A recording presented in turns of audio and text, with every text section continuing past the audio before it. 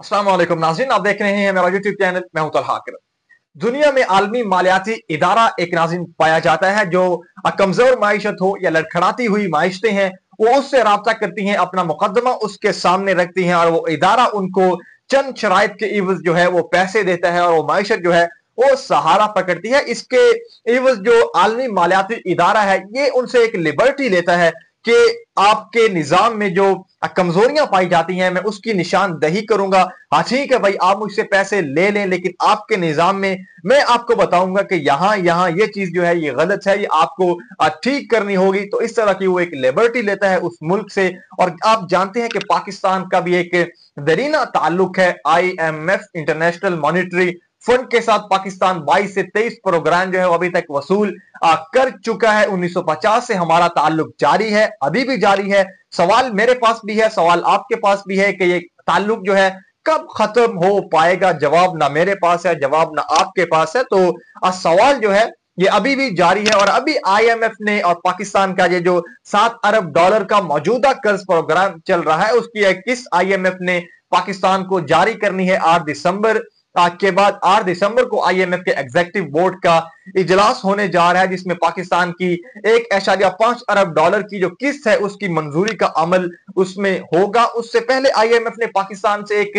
बड़ी शर्त रखी थी कि आप governance and corruption assessment report जारी करें। और जुलाई में IMF ने पाकिस्तान को यह रिपोर्ट जारी करने का कहा था, पाकिस्तान नहीं कर पाया। फिर अगस्त में बात चली गई, फिर सितंबर में चली गई, अक्टूबर में इसी तरह, और अभी नवंबर में बिल आखिर कल वजारत खजाना ने यह तकनीकी report governance and corruption diagnostic assessment के नाम से ये रिपोर्ट जो है वो जारी कर दी है। इस रिपोर्ट को पब्लिक कर दिया है। रिपोर्ट पहले ही जारी हो चुकी थी और इसमें होशरबा इंकिशाफात किए गए हैं और करप्शन को पाकिस्तान की माशी और समाजी तरक्की में सबसे बड़ी रुकावट करार दिया गया है। और इसमें रिपोर्ट में यह कहा गया है कि जब तक पाकिस्तान में टैक्स का निजाम है और सरकारी अखराजात हैं, अदालती कार्रवाई है और इसके अलावा दीगर जो मामलात हैं, इसमें एहतसाब का अमल है, इसमें संगीन कमजोरियां मौजूद हैं। इसी की वजह से करप्शन पाई जाती है और जब तक करप्शन खत्म नहीं होगी,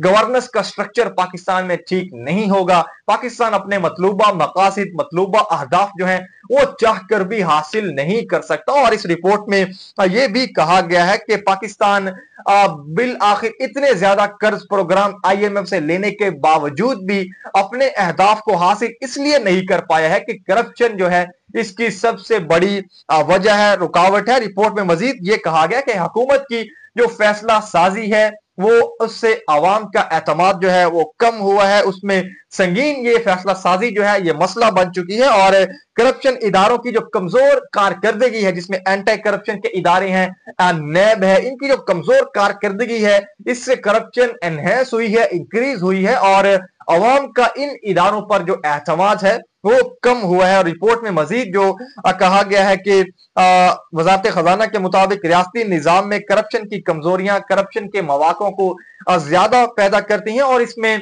यह भी कहा गया है कि चंद सिफारिशात पेश की गई हैं IMF की जानिब से पाकिस्तान की माशी तरक्की के लिए कि अगर ये इन सिफारिशात पर पाकिस्तान जो है वो संजीदगी से अमल करता है तो पाकिस्तान का सालाना जो GDP है वो 5 से लेकर 6.5% औसत जो है वो बढ़ सकता है। इसके अलावा इसमें यह भी कहा गया कि 11.1% जो कारोबारी इदारे हैं वो ये समझते हैं कि पाकिस्तान में जो कारोबारी रुकावट में सबसे जो बड़ी वजह है वो करप्शन है। इसके अलावा पाकिस्तान में जो गवर्नेंस की कमजोरियां हैं, जिसमें प्राइवेट सेक्टर के ऊपर बहुत ज्यादा स्ट्रिक्टनेस जो है, सख्ती जो है उसकी इसमें निशानदही की गई है। पब्लिक इदारों की कमजोरी को यहां निशानदही की गई है। इसके अलावा जो पब्लिक प्राइवेट पार्टनरशिप जो है वो ना होने के बराबर है उसकी यहां पर निशानदही की गई है। गैर मुल्की सरमायाकारी की कमी की यहां पर निशानदही की गई है। और यह बताया गया है कि वो जो एक ज़ाब्ता हयात या ज़ाब्ता अखलाक होता है गैर मुल्की सरमायाकारी का, वो पाकिस्तान में जो कानून है उसको बहुत ज्यादा सख्त कर दिया गया और उसको जब तक सख्ती में कमी नहीं लाई जाती तब तक वो जो ज्यादा नहीं हो सकती। पाकिस्तान में जो जिसको ये कहा जाता है कि पाकिस्तान में सरमायाकारी जिसको कहा जाता है। और इसके अलावा रिपोर्ट में ये कहा गया कि अवाम और कारोबार, आवाम के लिए और कारोबारी जो इदारे हैं उन तक जो मालूमात की रसाई है उसको आसान बनाना होगा। ओपन डाटा की यहाँ पर बात की गई है, और इसके अलावा जो कारोबार है उसको मजीद आसान बनाने के लिए, मुकम्मल तौर पर उसमें शफाफियत को बरकरार रखने के लिए डिजिटलाइजेशन की यहाँ पर बात की गई है। दीगर इस तरह की जो सिफारिशात है नाज़रीन वो इस रिपोर्ट में पेश की गई हैं। ओपन डाटा की बात की गई है। तो ये सारी चीजें जो है वो इस रिपोर्ट में शाया हुई हैं, जो IMF की जानिब से पाकिस्तान के जो वजारत खजाना है उसने कल इसको जारी कर दिया गया। तो नाज़रीन यहाँ इस रिपोर्ट ने बहुत सारे सवालात को भी जन्म दिया है। यकीनन के अभी जिस तरह की पाकिस्तान में कानून साजी हो रही है, इस रिपोर्ट में यह कहा गया कि अदालती कार्रवाई और उसमें बहुत सारे संगीन जो कमजोरियां हैं वो मौजूद हैं। और जिस तरह से अभी इस 28वीं तरमीम में 27वीं तरमीम में 28वीं की तो बातें अभी से होना शुरू हो गई हैं। 27वीं तरमीम में जिस तरह से एक विफाकी आईनी अदालत बनाई गई है, जिस तरह से जजेस ने इस्तीफा दिए हैं, जिस तरह से इसमें इस्तिस्ना दी गई है इस 27वीं तरमीम में, और जिस तरह से एक जो जज है विफाकी आईनी अदालत का उसको सारे इख्तियारात दे दिए गए हैं, और वो सारा जो जज है उसको अपॉइंट कौन करेगा, उस वक्त का वजीर आजम करेगा।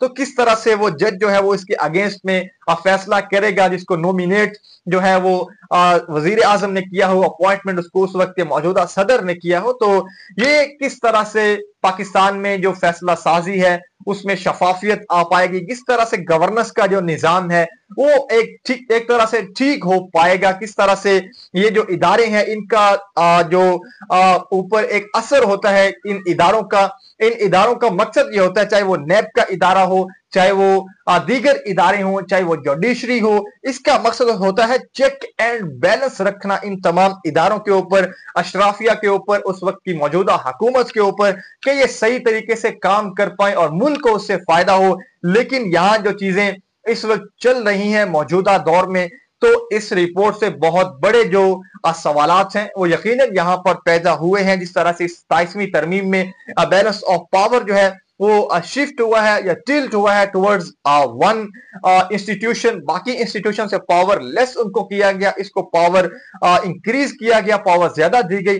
तो ये सारी चीजें जो हैं ये आने वाले वक्त में किस तरह जाएंगी, पाकिस्तान किस तरह से तरक्की की मनाजिल को तय कर पाएगा, ये सवाल मेरे जहन में भी है, सवाल आपके जहन में भी है। और 1950 से पाकिस्तान का देरीना ताल्लुक है IMF के साथ। अभी भी पाकिस्तान IMF से कर्ज प्रोग्राम जो है वो वसूल कर रहा है। जिस तरह मैंने अभी इब्तिदाई में बात की कि एक 8 दिसंबर को IMF के गवर्नेंस बोर्ड का इजलास होने जा रहा है, जिसमें 1.5 अरब डॉलर की जो किस्त है उसकी पाकिस्तान के लिए मंजूरी दी जाएगी। 1 करोड़ डॉलर पाकिस्तान को किसी और मद में दिए जाएंगे। तो किस तरह, कब तक पाकिस्तान IMF से कर्ज लेता रहेगा? टैक्स के निजाम पर पाकिस्तान में जो टैक्स कलेक्शन है वो बहुत ज्यादा कम है। हर साल बजट मंजूर जरूर होता है, लेकिन उसमें जो जागीरदार हैं उनसे टैक्स वसूल करने की कोई बात हमेशा नहीं होती, क्योंकि उसके पास कितनी जमीनें हैं, कितनी वो फसल काटता है। क्योंकि पाकिस्तान में जो अशराफिया है वो ज्यादा से ज्यादा जिम्मेदार हैं, लैंडलॉर्ड हैं, उनके पास जो जमीनें हैं वहां पर टैक्स कलेक्शन की, टैक्स नाफिज करने की कोई बात नहीं होती। टैक्स नाफिज करने की अगर बात भी होती है तो वो होती है middle class, lower middle class, तनख्वाहदार तबके पर। इसकी ज्यादा से ज्यादा सैलरी 60,000, 70,000, ज्यादा से ज्यादा लाख भी कर लें। तो आजकल का जो मौजूदा महंगाई का दौर है वो उस दौर में किस तरह से वो खर्चे पूरे करता है, यकीनन वो इंसान ही ये समझ सकता है या वो जानता है कि उस पर उस वक्त क्या गुजरती है, कि उसकी आमदन कम है, उसके खर्चे ज्यादा हैं। तो ये सारे सवालात जो है वो इस रिपोर्ट ने उनको जन्म दिया है, इस गवर्नेंस एंड करप्शन असेसमेंट की रिपोर्ट ने।